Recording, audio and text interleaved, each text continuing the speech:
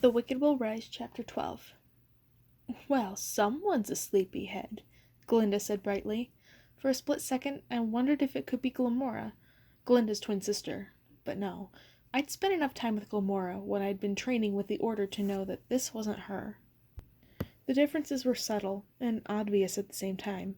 The tightness of her chignon, the shade of her lipstick, the way her eyebrows were overplucked until they were barely there. The hardness in her gaze, and the muscles twitching in her clenched jaw.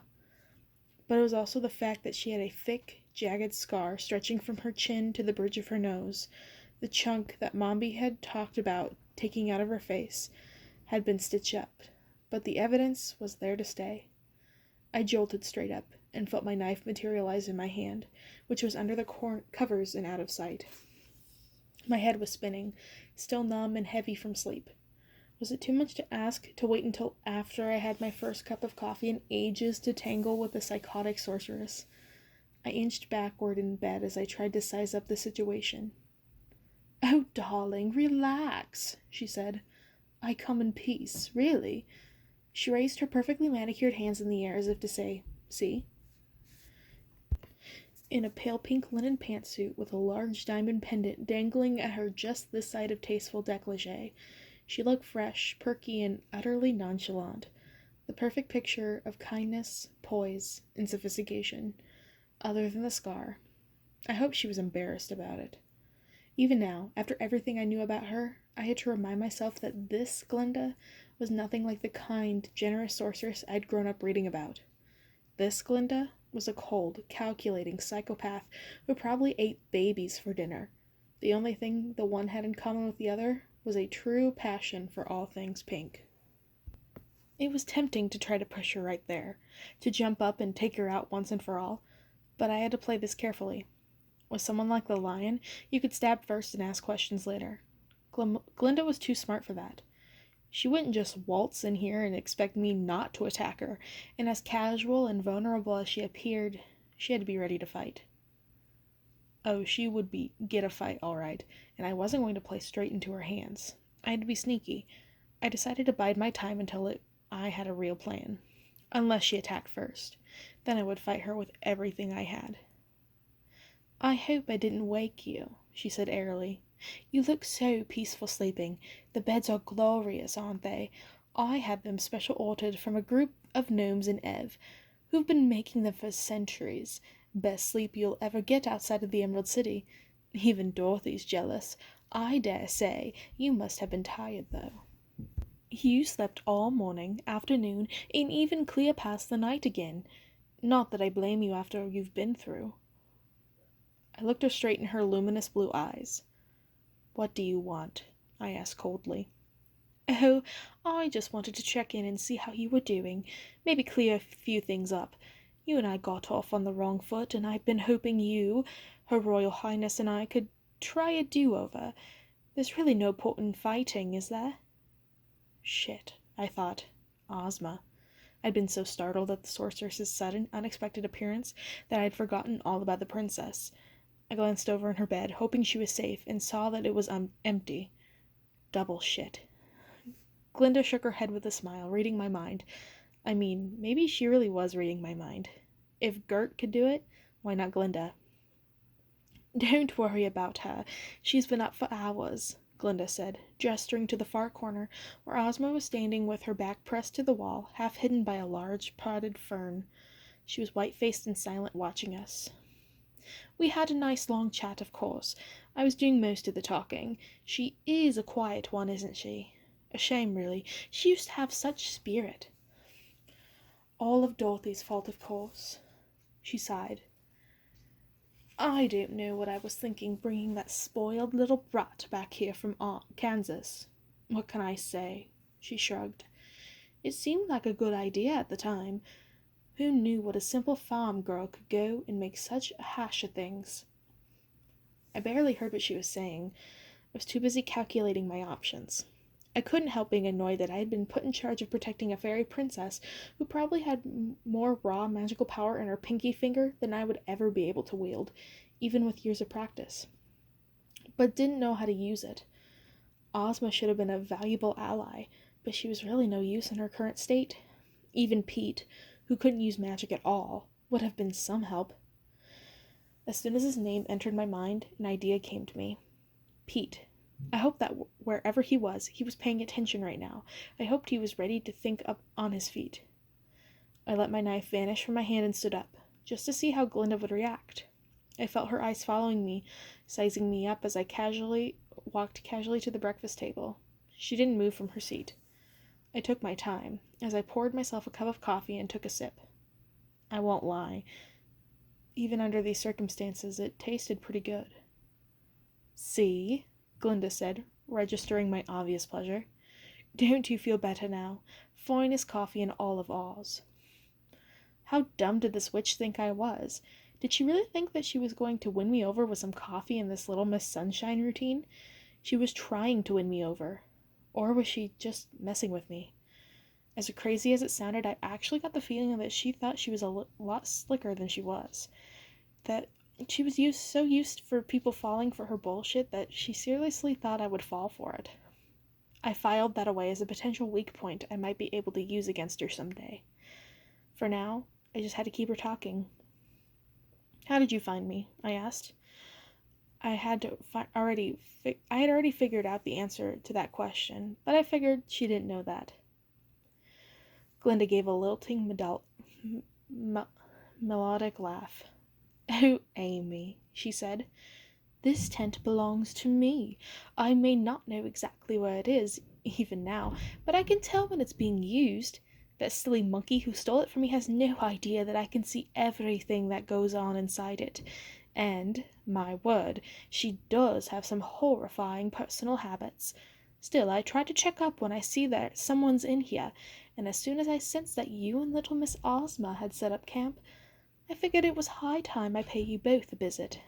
It seemed like it might be good for us to talk woman to woman without Dorothy listening in. She can be so meddlesome, you know." Glinda rattled on while I was busy attuning my consciousness to the magical web that glimmered just under the surface of reality. It came easily now, and I realized that, in this state, I didn't even need to be facing Ozma to see her. I just had to shift my mental perspective until I found where she was standing behind the plant. When I looked carefully, I could see Pete's energy form too, hovering somewhere just behind her. I had an idea of what to do. "Can you even fathom the nerve of her?" Glinda was babbling, enchanted by the sound of her own voice. "I said, my dear, you simply must have an audience with the Gnome King. It's only proper. But does she listen to me? Of course not. Oh, shut up," I thought, turning her out and focusing back to the web of magic around me.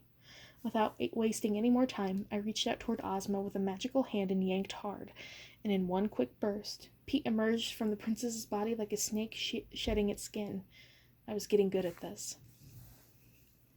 Glinda's neck snapped toward him like an owl's, seemingly disconnecting from her body. Her eyebrows shot up in a confused arch. Her lips formed a tiny O. Pete didn't miss a beat. He handled it as perfectly as if we'd planned it out together ahead of time, and I knew that I'd gotten lucky. While Ozma had been standing there half catatonic, he must have been paying attention. He knew exactly what he had to do. Without even the slightest hesitation, he dove forward and grabbed a bottle of water from the breakfast spread, then slammed it against the edge of the table with a crack. The bottle shattered, water spilling everywhere, and Pete spun around with more hatred in his eyes than I prepared for. He leaped for Glinda, who hadn't moved in her chair. I only had a split second to act while he had her distracted. I called my knife back to my hand, blanked myself behind her, and as Pete came dashing forward brandishing a giant shard of jagged glass, I drew my blade, now slick with the darkest magic, across her throat. Instead of splitting her throat open, all I did was ruin the upholstery of the chair. My knife slipped past the witch like she wasn't there at all. A look of surprise crossed Pete's face, and he hurled the broken glass across the room. It whipped neatly through the air towards Glinda's face in what should have been a perfect shot to take out in her left eye. No dice. The glass bounced easily off the back of the chair, while she just stood there, completely unharmed. "Oh, you too," she said in a shielding tone. "There's really no need to get so hot under the collar. Amy, I have to say I'm surprised at you. All that time in that little witch academy Mombi runs, and they don't even teach you to recognize astral projection when you see it. I moved slowly back around to face her. She raised an eyebrow and pressed her hand to her cheek in mock surprise. You do know what astral projection is, don't you? I didn't answer that question. I felt dumb for not knowing what she was talking about, and double dumb that I'd given her the opportunity to lecture me like a disappointed pupil, rather than treating me as her most feared enemy. My word. Well, I just don't know where to begin. No, my physical body is not with you right now. Currently, my corporeal form is comfortably back in Quadling country, deep in a mystical trance in my own lovely four-poster bed, where I am being carefully protected by my most trusted bodyguard. You, on the other hand, are speaking to my spirit form. In other words, she gave me a look of incredulous disapproval as she swiped her hand back and forth to demonstrate that her fingers could pass right through her skull. Put the knife away, Amy. It's not going to do you a lick of good. I was pretty sure she was telling the truth for once, but I kept the knife out anyway, just to get on her nerves. Glinda rolled her eyes. Oh, for heaven's sake, Amy, don't be a child. I came here to give you a simple message. A nice message. I don't want to be your enemy. I'm done with Dorothy. I believe your goals and mine are more similar than you might think, and that we can work together. If nothing else, perhaps I might be able to teach you some actual sorcery, rather than the bargain basement hoodoo that Mombi's apparently been tutoring you in. She was busy teaching me other things, like how to kill witches, I said. Well, how perfectly violent. As for you, she pointed to Pete. Remind me of your name again. None of your business, I said at the same time that Pete replied, Pete. Yes, of course, Pete. Imagine my surprise when I saw the wizard transform you the other night. I spent a good several hours puzzling that out. A real head-scratcher. I had a good laugh when I untangled it all. How could I have forgotten that I've met you before, when you were an enchanted little boy with a little princess inside just bursting to get out? Of course, I thought I'd gotten rid of you when I disenchanted you all those years ago. Didn't imagine you'd be hanging around like this. She tossed her hair. No one's perfect, not even me. I think we can all agree on one thing at least. Mistakes were made. Get to the point, Glinda, I said. She paid me no attention. And now, Pete, take a look at yourself. A handsome, virile young man with all the promise in the world, forced to live out his days trapped inside the thick skull of a nincompoop princess, while with every passing moment the delicate flower of your youth is losing its petals one by one. It's just plain tragic. To grow old without ever getting to live. Rest assured now that Amy's witch friend had been reminded you of your existence. They won't let it continue for much longer. Trust me, they'll be looking to do away with you lickety-split, and won't that be a disappointment for everyone? The witches would never hurt Pete, I said. Mombi raised him. You go ahead and think that, Amy, Glinda said. It's sweet, really, the way you trust them. Never lose that sense of innocence, dear. It is so charming. She stood and smoothed out her suit. At any rate, I can see I'm getting absolutely nowhere with you two at the moment. My offer of peace stands, though. If either of you would have a yen to speak to me in the future, even if you just find yourself with a hankering for some company and a fine cup of coffee, you know where to find me. Her body, her astral form, I guess, flickered into transparency, and then she was gone. Pete and I just stood there.